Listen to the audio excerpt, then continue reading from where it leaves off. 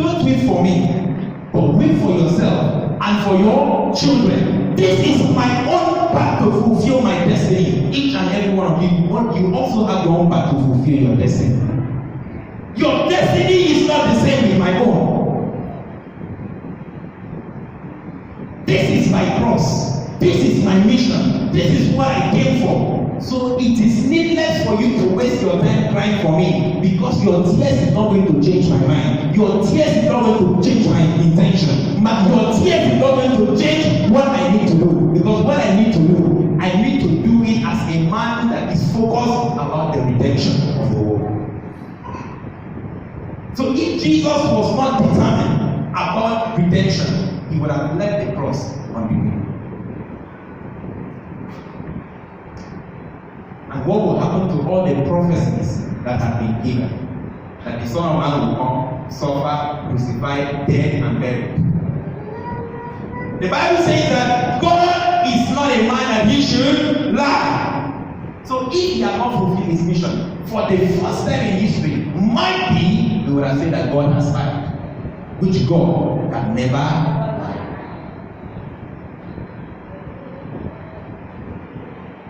If in the Garden of Gethsemane, God did not grant that particular wish of Jesus because God did not want to lie. Who shall go to the wall? Jesus said, I will go. I will come down, I will die, I will shed my blood. I told some of us last night that while he was saying that as a spirit.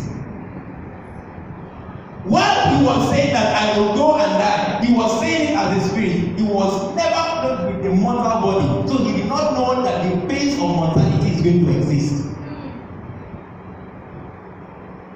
So who shall go? He said, I will go. As at that time, he was a spirit. Spirit don't feel pains. Spirit are not tired. Spirit are not hungry. For the Bible says, in the throne of God and the Lamb, there is no day, there is no night. For the brightness of the Lamb supersedes everything. So if there is no day and there is no night, it means they work 24/7. A spirit can never be tired. You are the one that will be tired. So when he said, I will go, he was speaking as a spirit. But the word needed to become flesh to dwell amongst men. The word did not have to be a spirit to dwell amongst men. It had to become flesh to dwell amongst men. So when he came, he had to pass through the inconveniences of the flesh. He had to pass through the inconveniences of the flesh. Your Jesus, my Jesus, was hungry. He went to the tree looking for fruits. He did not see. Out of anger and annoyance, he did what? He cursed. He passed through the tortures of the flesh. In his way and on his journey, when the women were sympathizing, Jesus, this thing is too much for you. He said, no, don't weep for me, but weep for yourself. Because if this can happen to a tree with green leaves, with water inside, how much more a dry and a dead log of wood? What do you think will happen to it?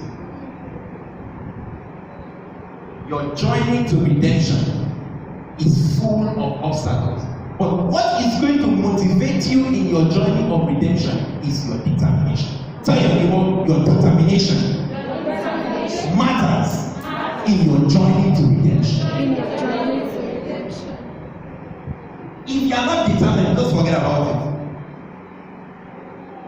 That is why I say, in your season of encounter, in your season of preparation, when people are over sympathizing with you too much, don't listen to it. God has told you that He's going to make you a kingdom financier and an ambassador of financial support. But now, you are giving the little that you have, and people are saying you are giving too much. They were not there when you had the covenant with your God. They were not there when you had the covenant with your God. It is only you and your God that bears witness to the truth. So while you are fulfilling your mission, while you are walking in the path to your redemption, when people are over sympathizing with you for you to turn your back, just like what they were trying to do to Jesus, for him to abandon the cross, tell them, no, I have a destination. Because your destination is going to motivate you, and until you reach your destination, you will not have rest. Jesus never had rest until he reached Golgotha. He never had rest. Despite the pains, the bruises, the suffering, and the torturing, he never had rest until he reached Golgotha. Because Golgotha was ordained to be a place that the redemption sacrifice itself will be executed properly. The redemption sacrifice was to be executed in Golgotha. That was to be where the Lamb of God will be kept on the altar of sacrifice, and he will be sacrificed, and every drop of his blood is going to form the basis of our faith for redemption sacrifice. Hallelujah. Hallelujah. Amen. Hallelujah. Amen. So Golgotha was the main deal. Tell me about Golgotha was the main deal. Do you think that God had forgotten what Abraham did? Let me share this with you. Do you think God had forgotten what Abraham did? Abraham, after waiting for so many years without having a son, at old age, he finally had a son. And God told Abraham, look, bring his son, sacrifice his son unto me. And Abraham obeyed. Technically, listen, Abraham had already killed his son. Technically, he has already killed his son. For him to tie the boy, keep him on the altar, bring out the machete, about to slaughter, he heard a voice and said, Abraham, do not touch your son. That thing had remained in the mind of God for a long time.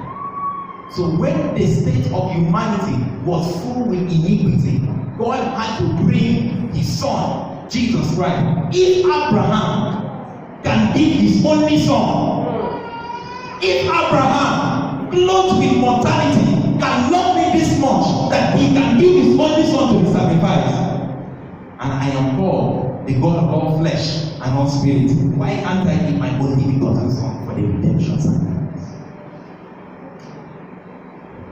That is why Abraham is called the father of. He did something that had remained in the mind of God for a very long time. And if a man clothed with mortality could love God to a point that he can sacrifice his son, then if God so loved the world according to John 3 verse 16, he had to send his only begotten son. Hallelujah. Amen. Hallelujah. Amen. John 3 verse 16 says, for God so loved the world that he gave his only begotten son. The Son of God was never born. Listen. The Son of God was never born.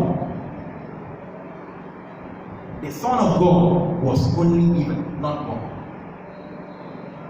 Isaiah said, unto us a child is born. Unto us a son is what? Given. So it was only a baby boy called Jesus that was born, but the Christ was given.